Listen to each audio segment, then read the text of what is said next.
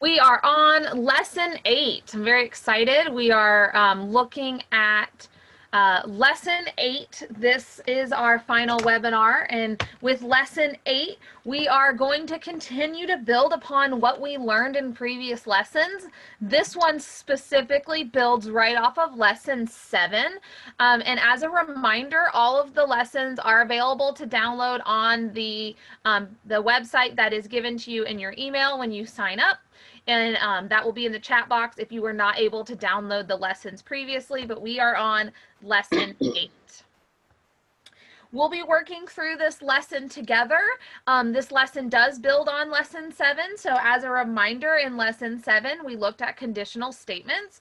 And with conditional statements, we made that slideshow of Panda with all of the different places Panda has gone while visiting on Earth.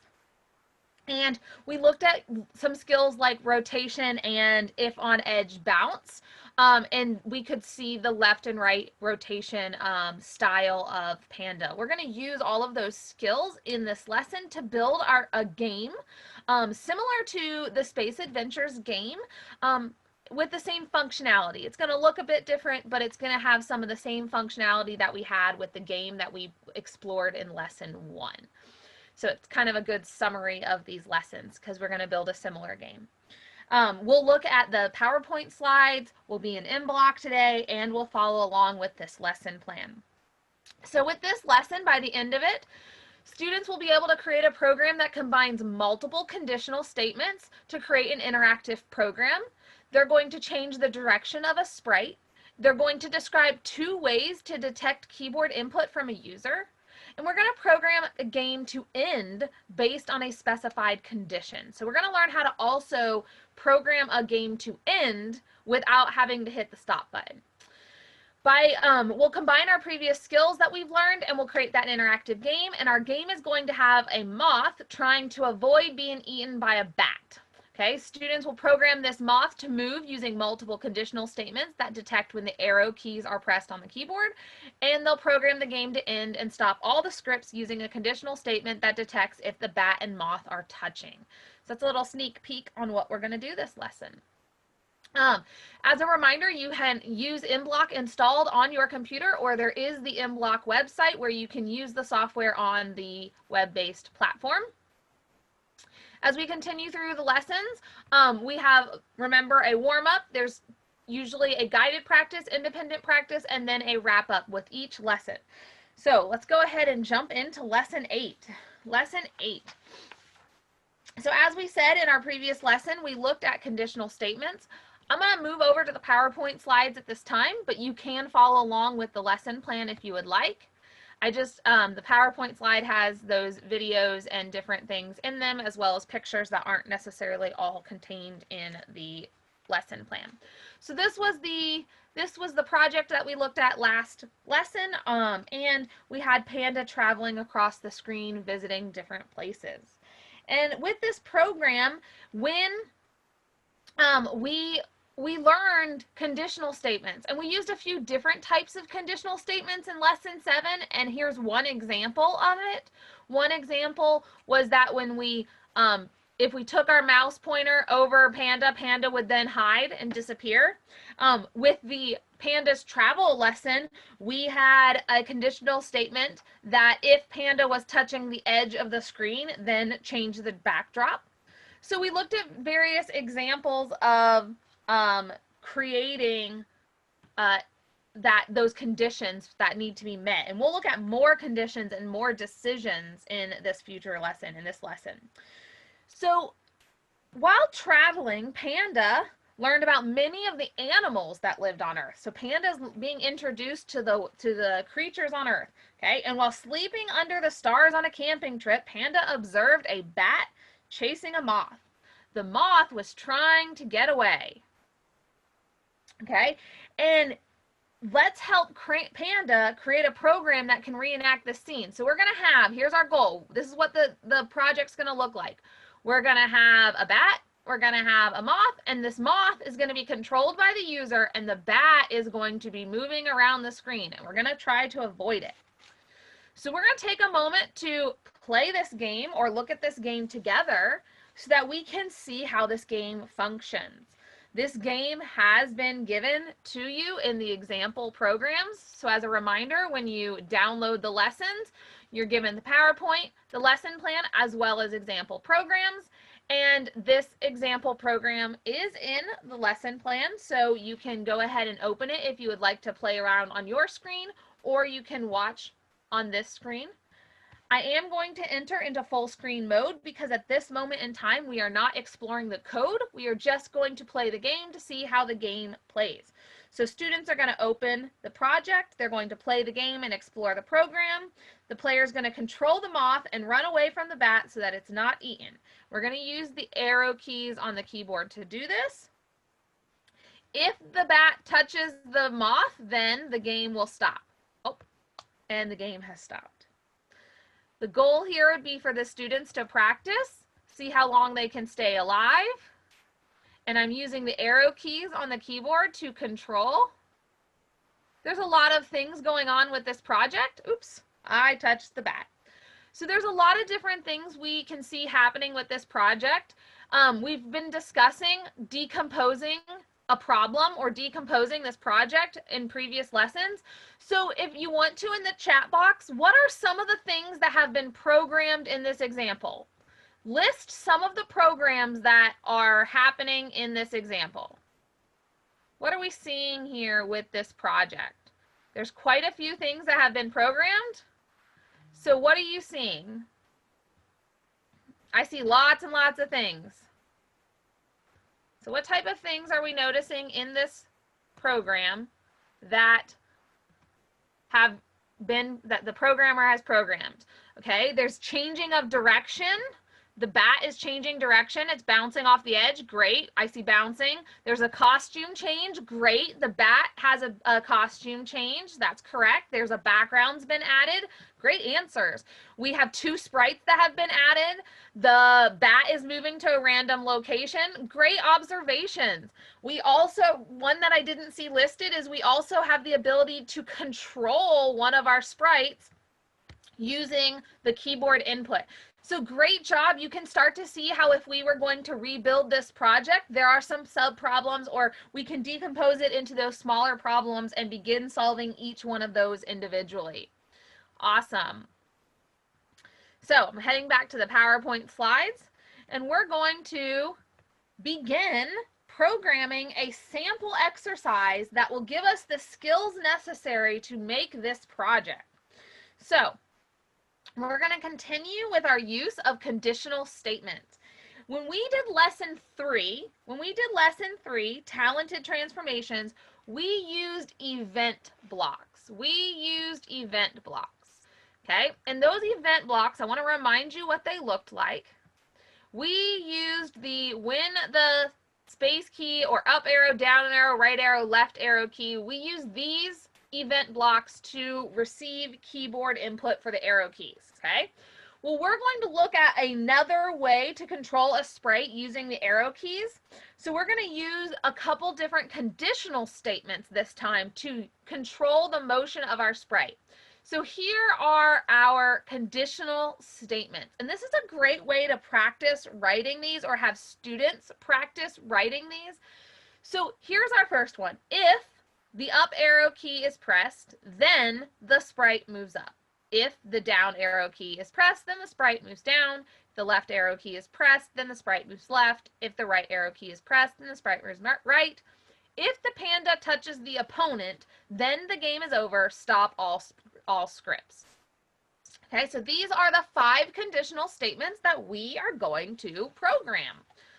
And that's a great way to write pseudocode. Pseudocode is the way of writing in your code in English or in your common language.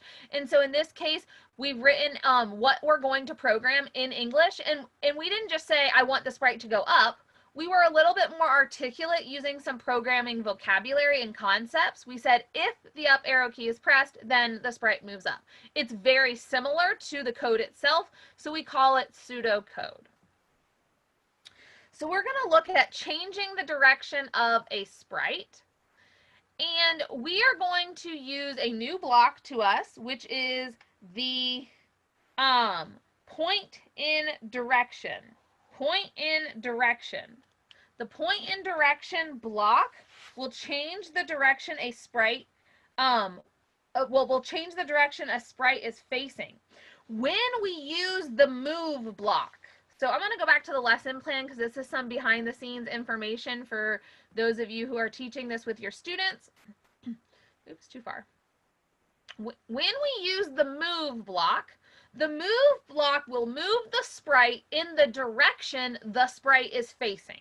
So if the sprite is facing right, then the move block will move the sprite in the right direction. If the sprite is facing left, then the move block will move the sprite left. We have seen this in previous lessons repeatedly, that the move block moves the sprite in whatever direction it is facing. So we're going to learn a new block, which is the point in direction block, which is going to allow us to specify the direction that the sprite is facing, which will then allow us to move that block, move that sprite in that direction. And we've given you a little bit of helpful hints here that 0 is up, 90 is right, 180 is down, and negative 90 is left. And if we explore this example code, we're going to use conditional statements. If the up arrow key is pressed, then point in direction up, move 5 steps. If the down arrow key is pressed, point down, 180, etc. Okay? We're also going to use a sensing block to test if a conditional statement has been met. We're going to use a couple different ones. And the sensing block here that we're going to use, back in the lesson plan, says in lesson 7, we used the touching mouse pointer block from the sensing block area. We're going to explore that as well. And we can detect when a key is pressed on the keyboard. We can also detect when something is touching. So we're going to build some of these blocks together. We're going to program. So I'm going to head to MBlock and create a new project for us to do this.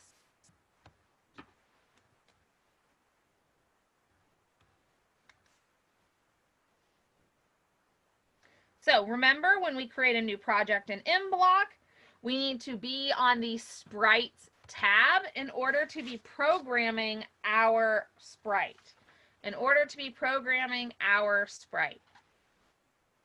So this sensing block, if a key is pressed, is that block that we're going to use. So if a key is pressed is the block we're going to use to determine if the keys that we want have been pressed.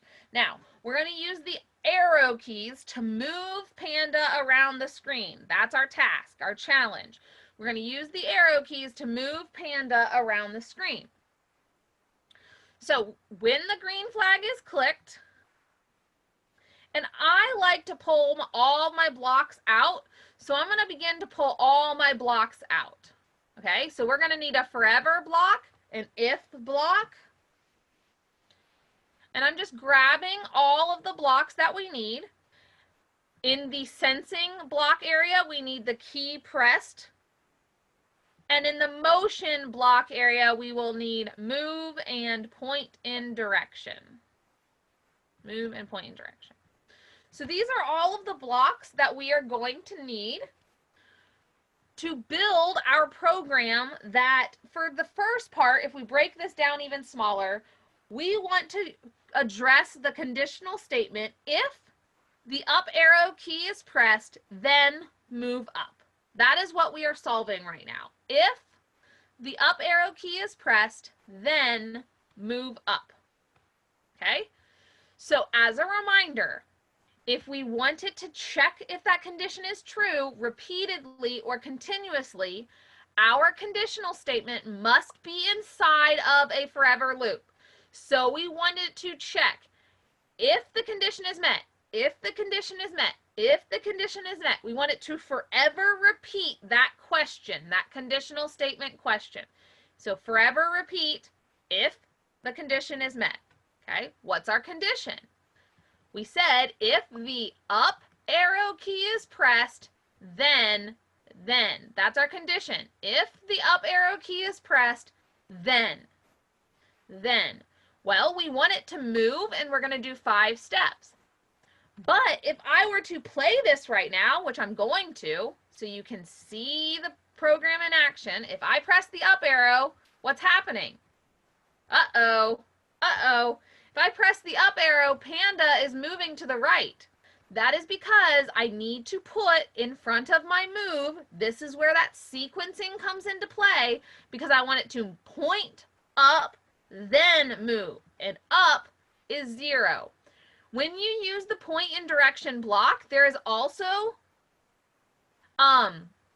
this diagram, this compass that lets you choose a direction as well. So you can choose a direction or you can type in the block. So now when I press the up arrow key, Panda points up and moves.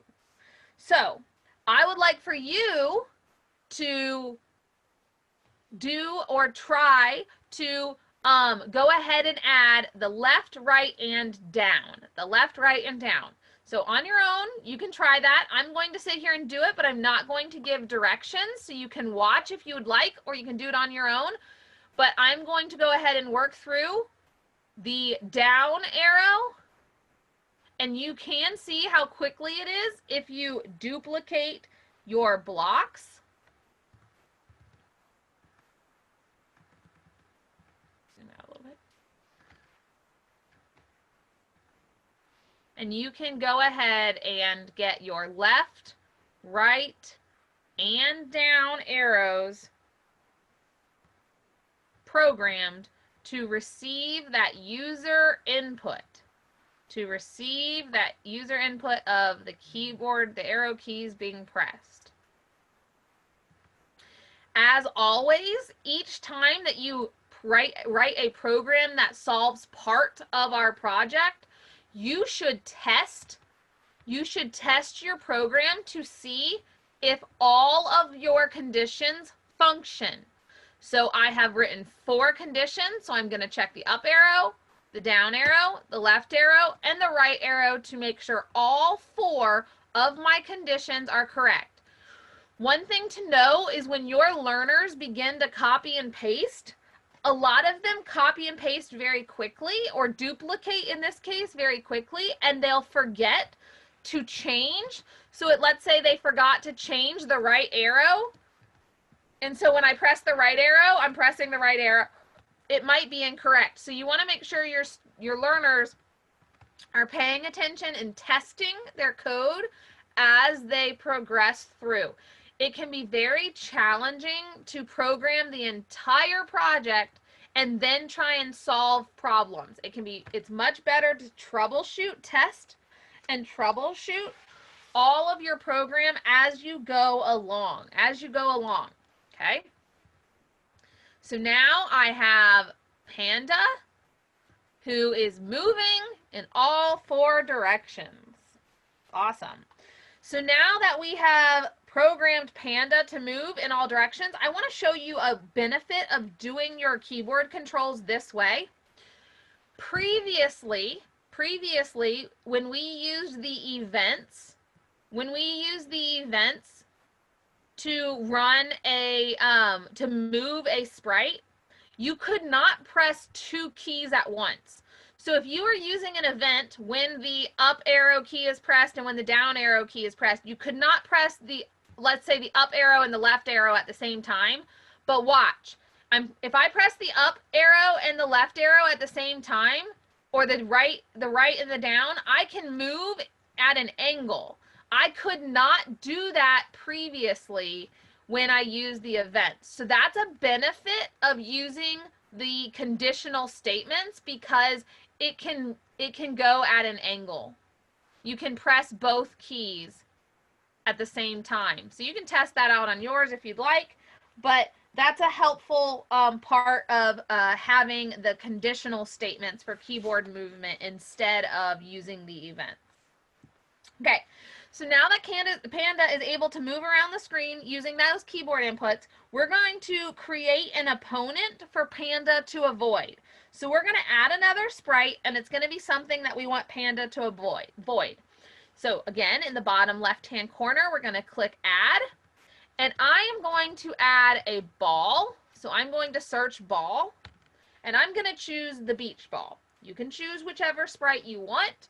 I'm going to choose the beach ball.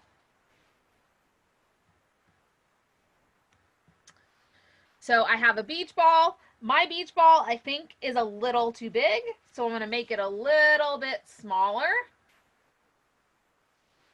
And I'm not going to change it using a programming block because I'm just going to set the size.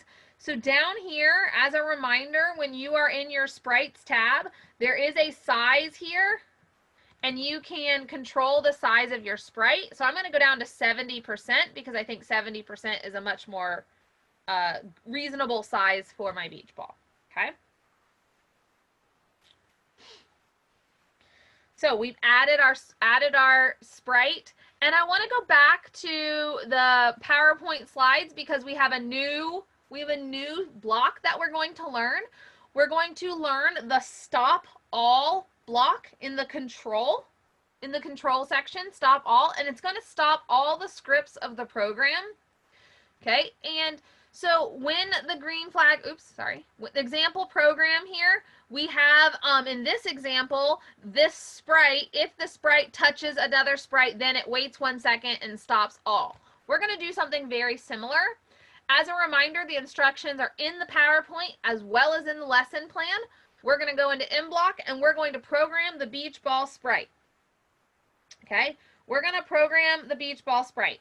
So with our example in the moth game, the moth went around the screen and bounced off the edges and moved. We learned how to do that in the last lesson. So let's program this ball to move on its own, and then we will program it when it touches the panda to stop. Okay? So when the green flag is clicked, we're going to start with the forever, because I'm going to do slightly different than the instructions. Forever, move 5 steps. Forever move 5 steps. And I'm going to go ahead and play that. Okay? And then we're going to throw in there, what was that block that we used in the last lesson to have the ball bounce off the edge? Where do I find that? What color is it? I can't remember. Can someone help me in the chat? Where do I find the block that's going to allow me to have the ball bounce off the edge and go back the other direction? It's blue. Great. It's the dark blue, so it's the motion. Good job. And if we scroll down in the motion, we will see. Okay. I accidentally told mine to point in a different direction. Sorry. Hold on. Okay. If we scroll down, it's not letting me scroll. If on edge bounce. So I'm going to play this now, and we're going to see what happens. Okay. Well, that's not very fun. The ball's just moving back and forth across the screen. That would be pretty easy for Panda to avoid because Panda can just go up here and just hang out and he'll never be touched by the ball. So this is an important part of this example code. The example code has a few other blue blocks there, so let's see what they do. If we, at the beginning of our program, point in a direction that is an angle, any type of angle that's not up, down, left, or right. So in this example, we did 45 degrees. You can choose any angle. Any angle will work, but the example uses 45 degrees. So now when I play, the ball now goes off at an angle, and now I actually need to try to avoid it. Okay?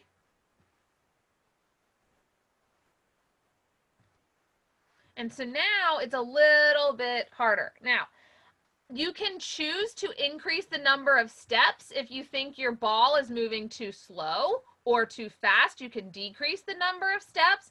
So the number of steps that your ball is moving is what will change the difficulty level because it will move faster or slower. Also, you'll see in the example that they set the rotation style to left and right so that the ball never turns upside down. That is your choice. You can choose to do that if you would like to. It is in the instructions and in the example. So now we have a moving opponent. Our opponent is moving. Okay?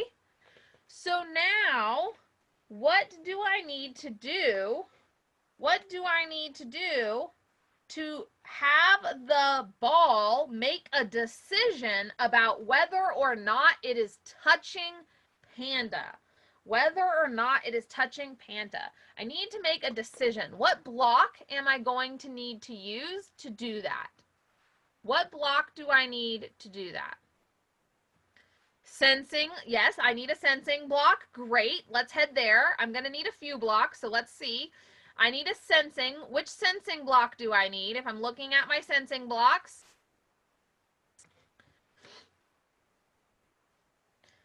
yes, the touching. As a reminder, the touching block. When you get the touching block, you will see a drop-down list. We can touch the mouse pointer, the edge, or any other sprites. All of our other sprites will be here. So if I have 5 other sprites, all 5 will be listed. So touching Panda. Somebody else said, I need an if statement. Great. I'm going to head over to my if statement. If statement, my conditional statement from the control. So that goes inside of my forever loop. Oops. So if touching Panda inside of that moving, so it's going to forever move, it's going to forever move, and it's going to forever check, is it touching the Panda? Okay? What do we want to happen when we touch the Panda? What do we want to happen when we touch the Panda? We could have, somebody said hide. We want it to stop everything. That's what we're going to do. We could have it hide. That's a great addition to the program. It's a great addition. But we're going to have it stop everything. Okay? We're going to have it stop everything. Somebody did say in the chat we could have it hide. That's also a great example. We could have it hide. We could also broadcast stop and have the Panda hide. You can do a lot of things. We're going to have it do a slight wait before it stops the whole thing. So now, oops, let's try that again. Oops, see, hiding's not, I gotta show it. If I hide it, I gotta show it. Let me take that hide back out. Hold on. Okay. There we go. Okay. What's wrong? I'm hitting the green flag. Why is nothing happening? This is where troubleshooting comes into play. I'm hitting the green flag. You can see that my program runs. It has that yellow block around it, but I'm hitting the green flag.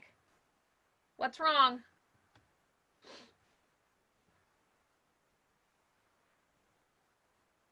Oh, look at that. You see it. Some of you are seeing it. When I am starting my program, are my Panda and my ball touching? Yes, they are. So when I start my program, they're touching. And if they're touching, it stops the whole program again. What would solve this problem? What would solve this problem? If they're touching, what can I do to solve the problem? You guys are learning. You're remembering from our previous lessons. I need to set starting positions. I need to set starting positions for both sprites. I need to start, because remember, your sprites start where they stopped the last time the game was run, unless you reset their starting position. And like many of you said it, I need a go-to. So where do I want my ball? I'm going to start my ball in the top right corner. So I'm going to drag it there. And as a reminder, when you drag your sprite around the screen, the go-to XY will change. So I'm going to move that there. So that's where my ball will start. I'm going to move Panda down to the bottom left. I'm going to set that go-to at the green flag.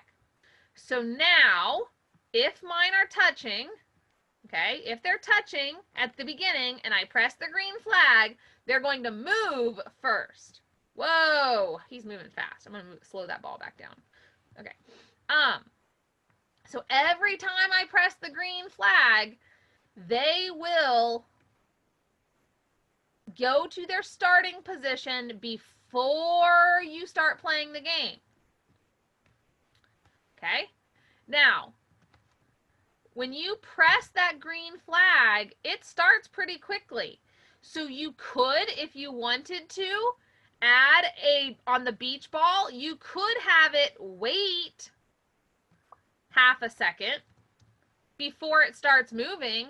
So now when you start your program, you have a second to go ahead and get your hand off the mouse and onto the keyboard before the ball starts moving. Okay, so those are just added features that you can add to your program to make it easier and more user-friendly. Those are the types of things that are great for adding to your extensions for your learners to continue to improve. When we look at a problem-solving process or an engineering design process, if you teach those processes to your learners, almost every single one of them, the last step is an iterative or an iteration step where they go back and they make changes and improve upon their previous solution. And so by adding the starting position, adding this wait, those are things that we can do to improve and iteratively improve our programs that we're building.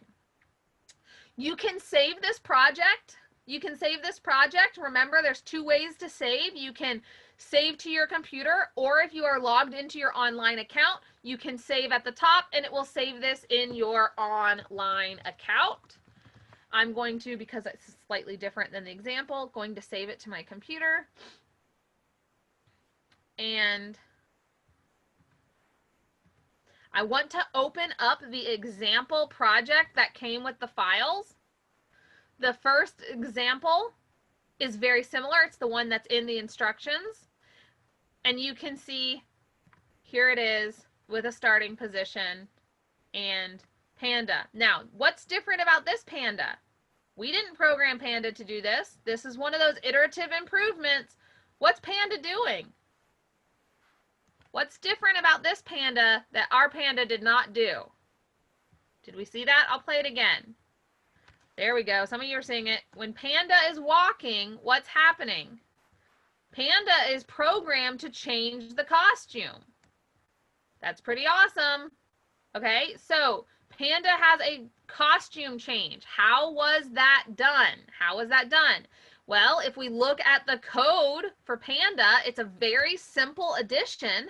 It's a very simple addition, but next costume was programmed into each one of these. Panda also moves a little faster in this example because Panda's moving 10 steps instead of 5. So you can see how solutions may vary and be a little bit different. Your learners might program things a little differently, but you have Panda and you have an opponent.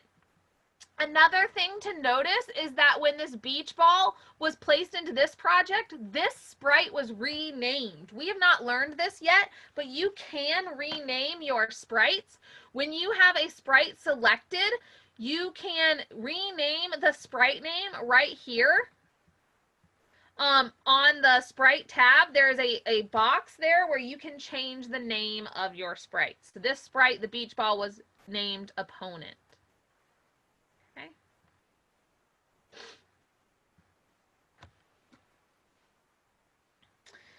So you can see that there's just ways to continuously improve our project. It's a very good thing to do with your learners, is to encourage them to continue to add features and add improvements to their programs, because those types of additions will just help them practice their programming skills, get better at what they're at combining the different programming blocks to accomplish what they're trying to accomplish. So at this point, the lesson plan continues into the independent practice portion of the lesson plan, where learners program the running moth game. And so they add their two sprites, the bug, which is the moth, and the bat. They add an appropriate background. Some of you noticed the game had. They have starting positions, which we've learned the importance of. They program the moth to move using the arrow keys, just like we did. They program the bat to fly around the stage after waiting 1 second to allow the player time to get ready. They create an animation of the wings flapping on the bat. They end the game and stop all the scripts when the sprites are touching. Once they've completed that, the extension has a few other challenges like adding transformation effects, adding programming the moth to fall and hide, and I'll show you what that looks like again. And then they can also add additional sprites, so Panda could be in the background watching because that was our story with this example. If I open up the running moth game, I will show you that falling effect. So if we watch this game, here's the moth, there's the bat. Okay, if I touch, watch what happens when I touch the bat. Oh, did you see the bug fell from the sky? So these are flying creatures, right? These are flying creatures. And so if the bat were to, attack the moth would fall. So in this example, it falls and then they both disappear. So that is something you can add to the extension of this project. So what I want to do is I want to take a moment to look at the code of this project, so you can, if you want to look at it on your own, get this project open. It is very, very similar to the example. It is very similar to the example that we did together with Panda and the beach ball or the opponent. But there are some changes. So I want to kind of compare and contrast and explore what's different about this project. What's different about this project?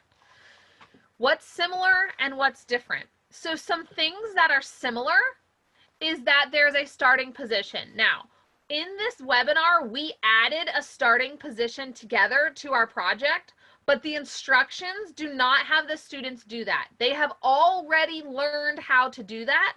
So it's not something you need to teach them again. You can, if you think it's necessary, discuss it with them during your guided practice portion of the lesson. But when they go and work independently, the instructions for the independent practice do tell them to add those starting positions. And so that they should know how to add a starting position at this point. We've done it now, I think, for like 4 or 5 lessons. Okay, so that we have a starting position, which is what we did. We have a forever loop checking for 4 conditions, The up arrow, the down arrow, the right arrow, the left arrow. The moth moves when those keys are pressed 5 steps in the direction it needs to. In this example, well, okay, and then the bat. Let's go over the similarities first. In this example, this code is very similar right here than what we had before.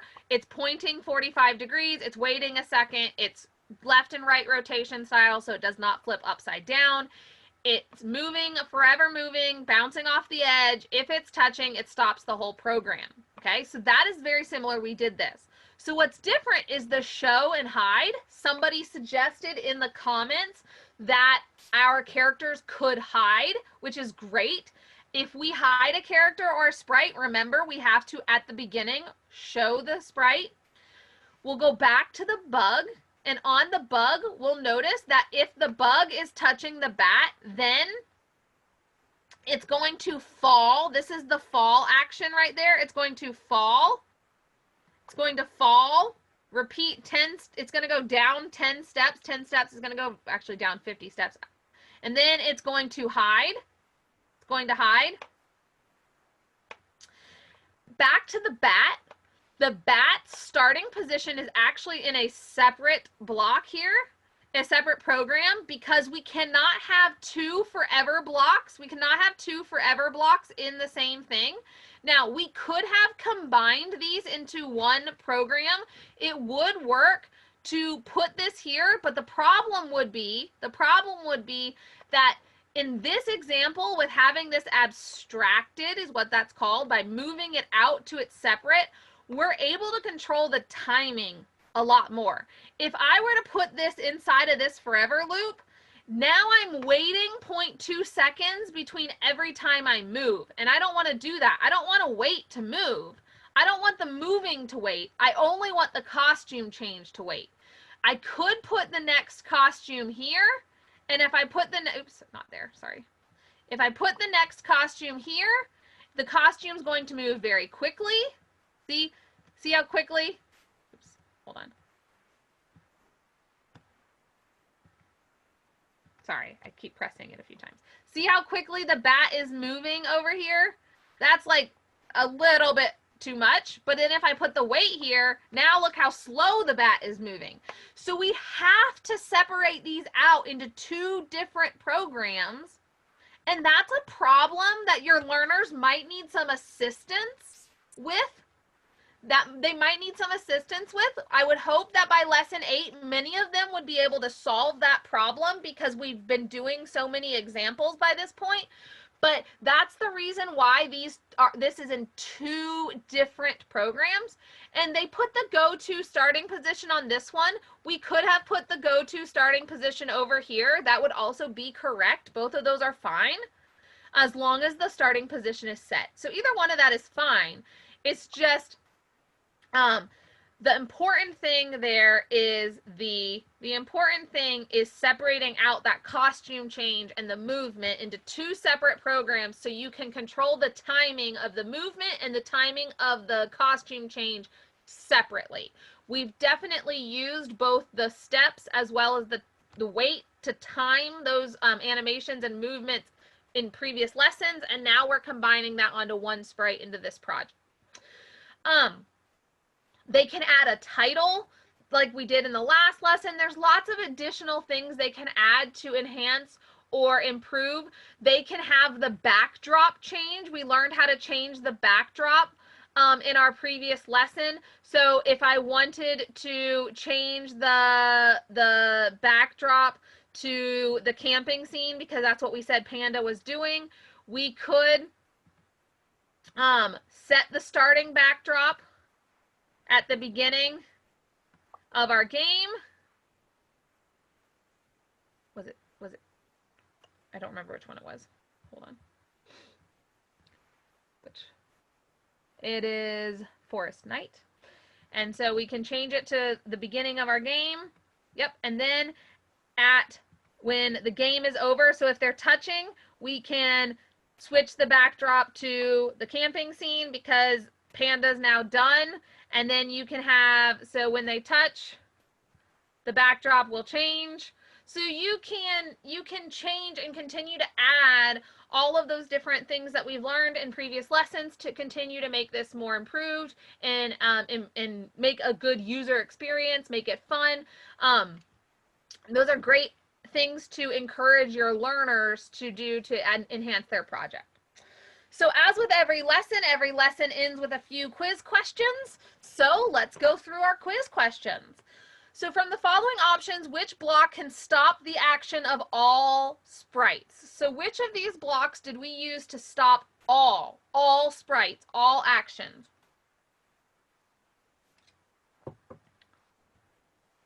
To stop the action of all sprites. Definitely stop all is the correct answer here. And if we're in M block, we didn't really look at this, but when we are looking at that stop all, there is a drop down and we can stop this script. So only that one script that's running, we can stop all the other scripts for this sprite, or we can stop all for the entire game. All for the entire game. Okay? Those are our choices there. Stop all is correct. Which block combination is used to animate the effect that the character is falling down from the air?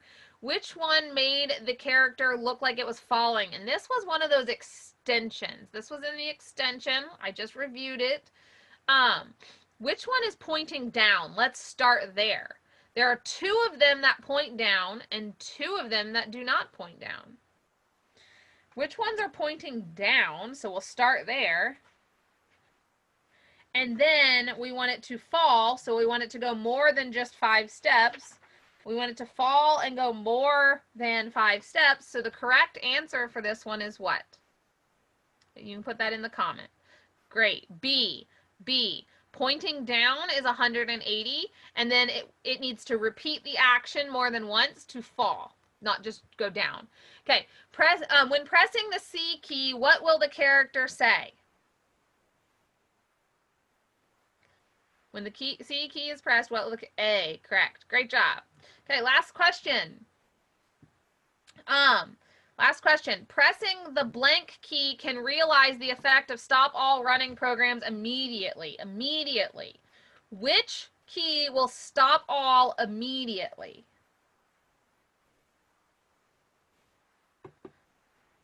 Which one will stop all immediately? And I'm realizing they don't have an answer.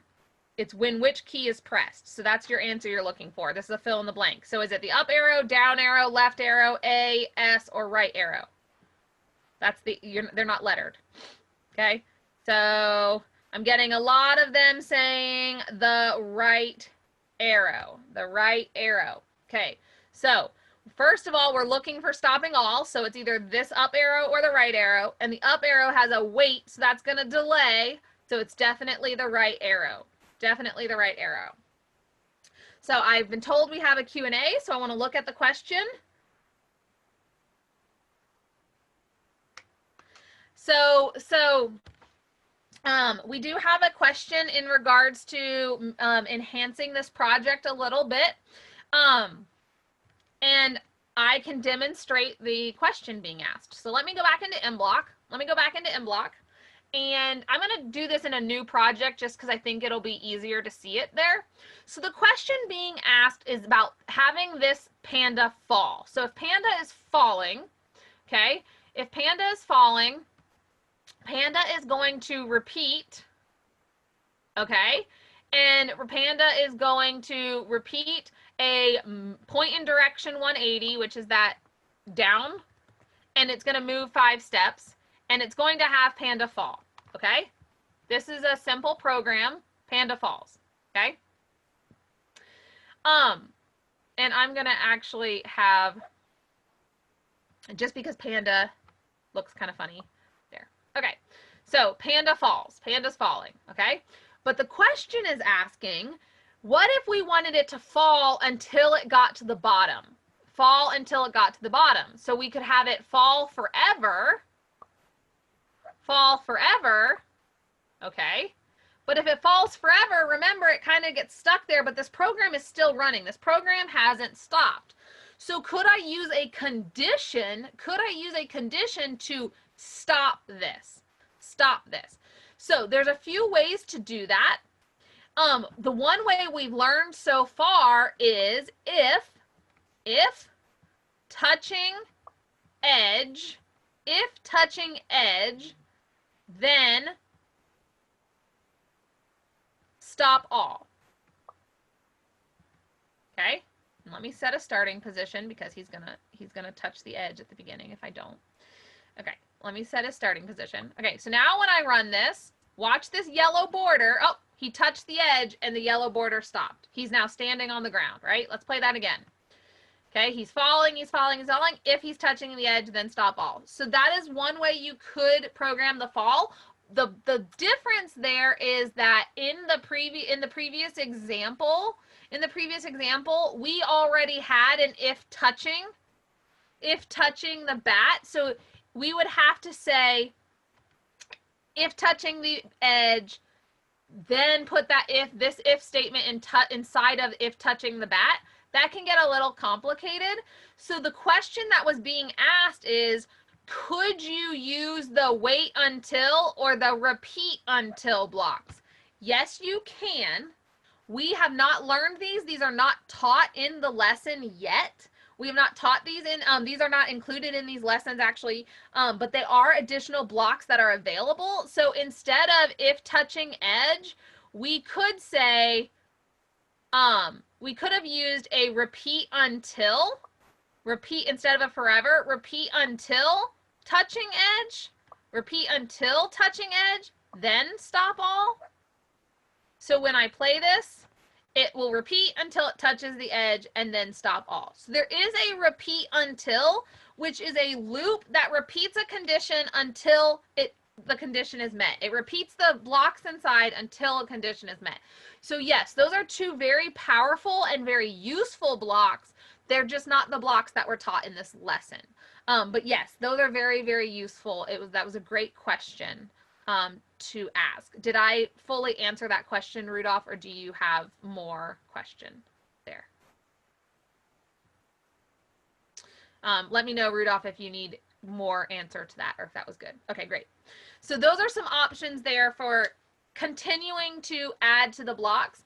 I'd like to encourage you to do that, to look through the blocks categories. You know, it's very, there's so many options. It's a very, very, very powerful program. There's so many amazing things that you can do in MBlock when you begin to combine these. We haven't even looked at sound. The sound blocks are a lot of fun. There's some really awesome sounds built in. You can go and explore those. But there's tons of blocks that we haven't even begun to look at yet. So these are things to go and explore and take time to see how you can incorporate them in and see if they're going to solve the problem you're trying to solve.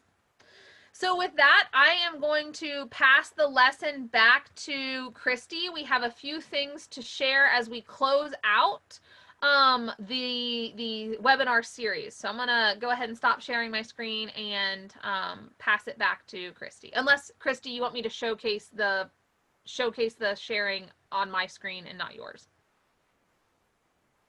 The website.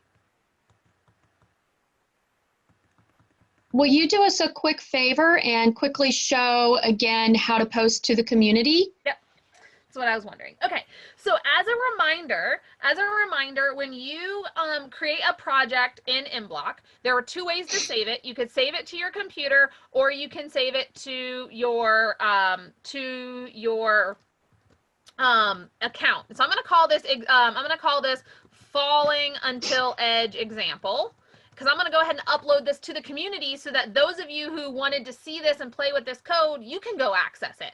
So I'm going to do that now. So I'm saving this project. I gave it a name up at the top, and I just gave it Falling Until the Edge, and then I'm going to save this. So I'm going to save it first into my account, and then I'm going to publish it. Now I can publish it directly from MBlock if I'm logged in. So that's one way to do that. I'm not going to do it there because I want to show you another way. So to get to the community, when you are in MBlock, the easiest way to get there is to come to your icon, your avatar in the top right corner, and I'm going to go to my profile on the community page. This is my online account. My profile will show my files that are hidden and also the ones that are shared. So I'm going to see all of my files. When you look at my profile, you will only see these 4 because those are the only 4 projects I have shared. I have 6 that I have not yet shared. But that project I just made, Falling Until Edge example, is there. So now I can share that. Now I can click the share button down here, or I can go to the project page. I can go to the project page and I can add an introduction. In this project, I use the repeat until block to end the program once Panda touches the bottom of the stage. Okay, so you can give a description of your project. You can also give instructions. So if the user needs to press a key on the keyboard or use specific keys, space key, things like that. Also, Christy's going to share with you an opportunity to upload your projects to the community, and they're going to need to have your name on them. So in the introduction, if your user account, so my user account is Teach Me CS, it does not have my name on it. So I'm going to put my name in the introduction as well. So my name is on this project. And I'm going to go ahead and share this project. Once you share this project and publish it out to the world, it is now visible for anybody to see. If you guys went to my profile, it will be there. If you typed in this URL, you would be able to see it. It is out there into the community. So you're going to copy the URL from your project that you created or projects. Please share as many projects as you've made during this. They're great to share. And so you're going to copy that URL, and then on the community page of the MBlock, it's planet.mblock.cc. There are some studios. There are some curated studios, and the curated studio that's for this this project, these lessons, is the STEAM on Board Studio. So we can put this in the chat box in a minute, but on the STEAM on Board Studio, there have been some projects shared. Thank you all. I watched all of them. They're a lot of fun. So take a look at them. And you can add a project. So you can click add a project and paste that URL into the block and hit contribute. And once it's submitted, it will show up. Here's that example. Falling Until Edge example is now shared into that studio. And this is a great way for us to see each other's projects. This one is a awesome, somebody, A.A. Johnson created this project in MBlock. And this is from lesson 2, where Panda has arrived at Earth and introduces, Panda has a greeting to new friends. And so here's Panda speaking and is arriving to Earth. And Panda shows up and there's no friends there. And we're going to see pandas walking around. And so they've added some interaction. They've added some additional details like the costume and the movement. We hadn't learned that yet in lesson 2. They went back and added that. So Panda then finds a friend. You'll see a friend will show up. And the friend greets Panda and says, "Welcome to Earth." So you can see some really neat projects that other people in the community have done.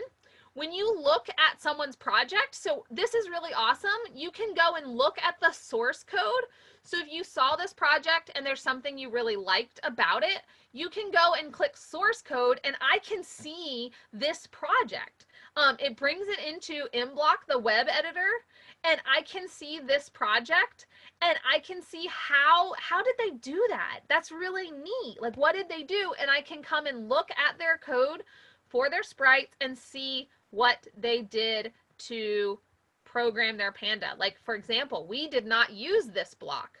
We did not teach this block in the lessons, but this user, A.A. Johnson, used it, and it's really neat. It's an event that says, when the backdrop switches to space, do this. So you can see that's another way to control the sequencing and the events that trigger actions in your program is when the backdrop switches. So you can just see how other people solved some of the problems that were put into these lessons, the different projects. So I encourage you to participate in the community page and to upload your projects to this studio and share the work that you've done in these lessons. I think that's it. All right. Thank you, Rosemary. You're welcome. Let me share this. Okay, so yeah, we want to thank everyone for attending our sessions. You know, as I've mentioned before, this is our first webinar series. We've never actually done a webinar series before, so this has been fun and exciting for us. It is part of a larger initiative called STEAM on Board, and I know we've mentioned this in the past, but again, this initiative is going to contain several different phases, and ultimately the goal is for us to create a connection with our teachers and to provide our teachers with the resources and the confidence and the support that they need in order to utilize MBlock 5 and then to eventually work and utilize some of our hardware along with MBlock 5. So this is just the beginning of the STEAM on Board program. We will continue to send you updates regarding what's next and the lessons that will come beyond this. So please keep an eye on your email, always checking your spam mail. We so appreciate the wonderful feedback that we've received from everyone. Again, this has been just a lot of fun for us. I want to show you, because we do want to recognize the work that you've all put in here. And so what we're doing is putting together a certificate of completion for a MakeBlock MBlock 5 beginner course. If you submit your final project, as Rosemary just showed us, to the project gallery for STEAM on Board, and make sure that you put your name there, and if you've at least attended one of our webinars, we will send you a certificate of completion for the MBlock 5 beginner course. And so keep an eye out for your email for the further instructions, just in case you need the extra support for how to post your project. Again, my email is always on those emails as well. You can reach out to me to get support there. And remember, this is a part of the larger project, STEAM on Board. So there are more lessons, and I know we've mentioned that in the past, that there's a total of 16. This is just the first 8. So these are the 8 that will be part of the webinar series, and we will provide additional instructions for how to access the additional lessons and where to get support for those additional lessons. So we're not going to leave you hanging. There will be options for you for utilizing those lessons and gaining the support you need so that you can turn around and present and deliver those to your learners at home or your students out in the field. Is there anything else that you wanted to say, Rosemary? I know we've got our feedback form here. We always appreciate the feedback, and anything that we can do to help make the next couple of phases for this program even better, we really appreciate that. I've placed the link to the feedback form. Thank you all for attending. It's been a lot of fun teaching you these lessons. I do encourage you. I think you have a really strong foundation if you've worked through these 8 lessons.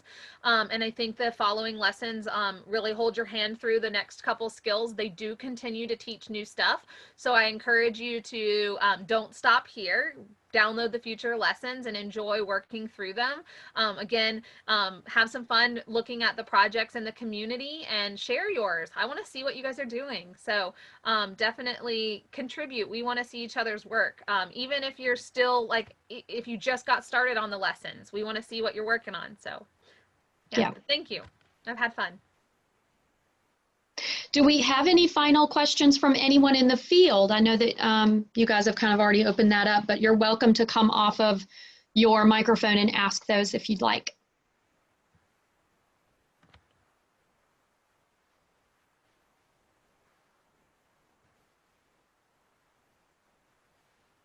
Thank you so much, everyone. Rosemary's amazing. Thank you for the opportunity. It's been fun.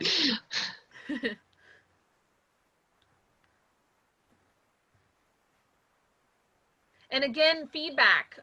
We do read and listen to your feedback. So when I see some of you are excited for what's to come in the next courses. If you have any requests or those types of things, if you want it to be considered as we plan and move forward with STEAM on Board, please go ahead and provide that feedback in the feedback form. We hope to one day be doing face-to-face things. One day. When we all get to see each other again. Right. Big hugs. Yes.